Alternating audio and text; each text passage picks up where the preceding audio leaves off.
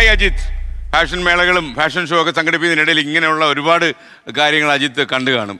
അജിത്തിനെ എപ്പോഴും അലോസരപ്പെടുത്തി എന്തെങ്കിലും ഇങ്ങനെയുള്ള സംഭവങ്ങളുണ്ടോ? അതായത് ആളുകൾ കൃത്രിമമായി സൗന്ദര്യം ഉണ്ടാക്കാൻ വേണ്ടി പണം ചെലവാക്കുന്ന അത് അവരുടെ പ്രശ്നം, അതിനേക്കാളും മനുഷ്യൻ്റെ ശരീരത്തെ തന്നെ കാർന്നു തിന്നുന്ന കാര്യങ്ങൾ ഉണ്ടാക്കുന്ന കാര്യങ്ങൾ എന്തെങ്കിലും അജിത്തിൻ്റെ ശ്രദ്ധയപ്പെടുന്നുണ്ടോ?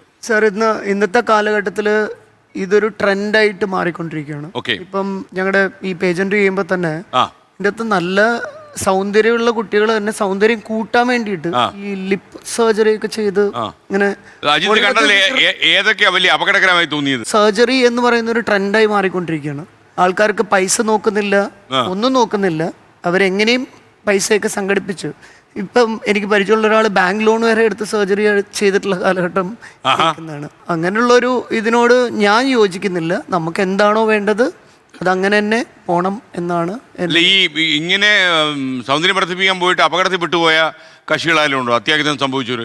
ഇതിൻ്റെ അകത്ത് ഭൂരിഭാഗം ആൾക്കാരും അതൊരു പോസിറ്റീവ് സെൻസിലാണ് ഇപ്പം റിസൾട്ട് കിട്ടണമെന്ന് ഞാൻ വിശ്വസിക്കുന്നില്ല. കാരണം ഒരു 75% ഓഫ് ഈ സർജറിയും ഈ ഇതെല്ലാം ചെയ്യുന്നത് ഡോക്ടേഴ്സ് അല്ലല്ലോ.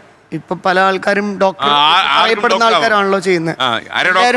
എല്ലാവരും ഡോക്ടർ ആവുന്ന കാലഘട്ടമാണ് നമ്മൾ ജീവിക്കുന്നത്. അപ്പം അതുകൊണ്ട് തന്നെ അതിനെ ഒരു 50% ഒരു നെഗറ്റീവ് ഇമ്പാക്റ്റ് ആണെന്നാണ് ഞാൻ വിശ്വസിക്കുന്നത്. ഓക്കെ. പുരുഷന്മാരും ഇപ്പം അത്യാവശ്യം കാര്യമായിട്ട് ഇങ്ങനെയുള്ള സംഭവങ്ങളൊക്കെ ഉപയോഗിക്കുന്നുണ്ട്, സ്ത്രീകൾ മാത്രമല്ല. എങ്കിലും ഞാൻ ചോദിക്കുകയാണ്, അപ്പോൾ ഇങ്ങനെയുള്ള നമ്മുടെ ഈ നാച്ചുറൽ സൗന്ദര്യമൊക്കെ വേണ്ടെന്ന് വെച്ച് പുതിയ രീതിയും പുതിയ ക്രമങ്ങളും ഒക്കെ നിങ്ങൾ അഭ്യസിക്കുന്നു. എന്താണ് ഇപ്പോൾ മാർക്കറ്റിൽ ഏറ്റവും അവൈലബിൾ ആയ കാര്യങ്ങൾ?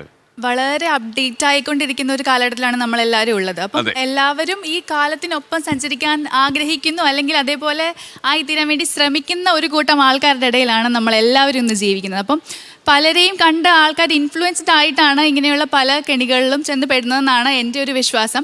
എല്ലാവർക്കും എന്നാൽ താല്പര്യമില്ല, എന്നാൽ ചെയ്യാൻ ആഗ്രഹമുള്ള ഒരുപാട് വ്യക്തികളുണ്ട് താനും. ഇൻഫ്ലുവൻസ്ഡ് ആവുക, അതിനെ ബേസ് ചെയ്തിട്ടാണ് എല്ലാവരും ഇതിൻ്റെ പുറകെ പോകുന്നത്. നമ്മൾ കണ്ടിട്ടുണ്ട് ബോളിവുഡിലും ഹോളിവുഡിലും ഒക്കെ സെലിബ്രിറ്റീസൊക്കെ ഫേസ് സർജറി, ഇപ്പം നോസ് സ്ലിമ്മിങ് ആണെങ്കിലും ലിപ് സെക്ഷൻ ആണെങ്കിലും ലിപ് സർജറി ആണെങ്കിലും ഒക്കെ ചെയ്യുന്നത്. അപ്പം സെലിബ്രിറ്റീസിന് സർജറി വ്യാപകമായിട്ടുണ്ടോ? ഏറ്റവും വലിയ സംഭവം. അതെ അതെ.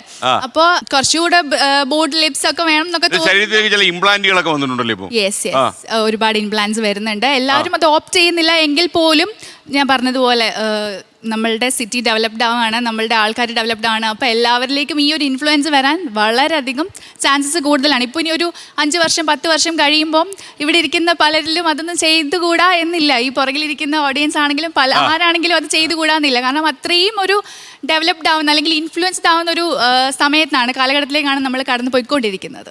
ലോകത്തെവിടെയായാലും ഏത് സമയത്തും 24 വാർത്തകളും ഓഗ്മെന്റഡ് റിയാലിറ്റി പാക്കേജുകളും എക്സ്പ്ലെയിനറുകളും വിശദമായി കാണാൻ ഞങ്ങളുടെ യൂട്യൂബ് ചാനൽ നിങ്ങൾക്ക് സബ്സ്ക്രൈബ് ചെയ്യാം.